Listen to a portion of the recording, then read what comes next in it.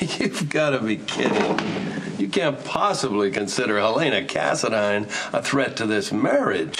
The old battle axe told me to my face that she could seduce you whenever she had the notion. Well, that is ridiculous. She couldn't seduce me with a chorus line of centerfolds. Please.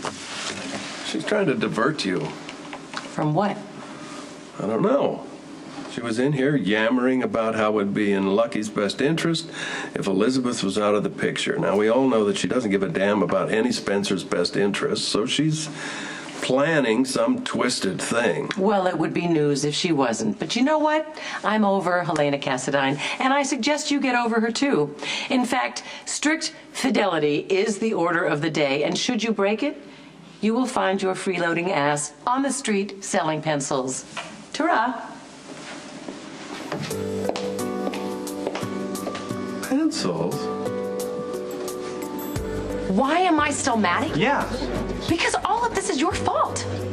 I mean, if it weren't for you, Michael wouldn't be living like a fugitive. Morgan wouldn't have come home in tears because your hand-picked prosecutor made him cry on the witness stand.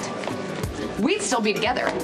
And Jocelyn would get to know her father on a full-time basis. That's why that was your call. You're the one that wanted the separation, remember? That's because you cared more about putting Sonny in prison than the welfare of your family. How can you say that?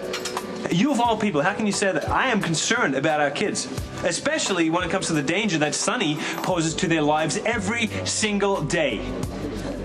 And you want to know what really did it for me? Michael in a coma for a year because of a bullet that was meant for Sonny.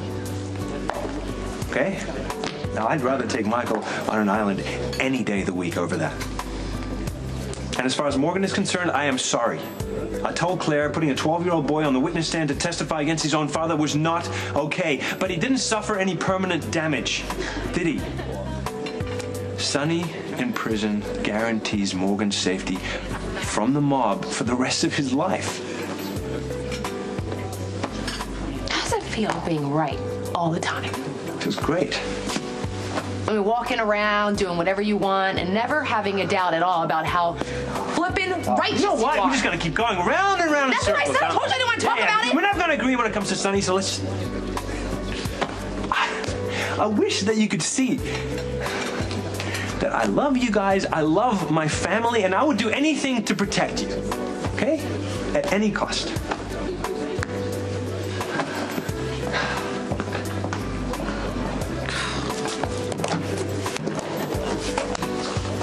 Okay. If no one else in your life is going to tell you this, I will. You are about to throw away the best thing that'll ever happen to you. Aren't you supposed to be in hiding? Oh, things change fast. You gotta keep up. What are you doing here? I live here. I thought that you were going to be with Spinelli. Well, I got finished with work and I wanted to come home and change. Why am I explaining myself to you? I have a key. I can come and go as I please, but you cannot stay here. Every cop in town is looking for you. I get it. Dante found you, and now my roommate has agreed to keep you here until the cops come? Is that it? I'm sorry, can you give us a minute? Guys, please don't fight over No, me. if it's not you, it's going to be something else. You just go down the hall. My room's right over there, okay? Are you insane? You can't keep Michael here, Lulu. I'm gonna call Jason. Touch your phone, I cut off your arm. Do you have any idea where Detective Falconeri might be? No, I'm here, same as you. Yeah, I see that. The question is why. You know, I'm really good at problem solving, and I'm just going to try to piece this together the best I can. The last time I saw Dante, he was on his way to serve Michael a long overdue subpoena. He didn't tell me where he was going, but I'm willing to bet it was one of Sonny's Caribbean casino resorts. The problem is that Dante should have been back by now.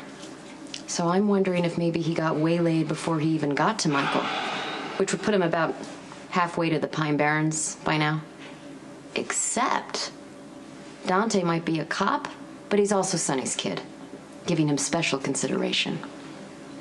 You can't touch a hair on Dante's head, can you, Mr. Morgan?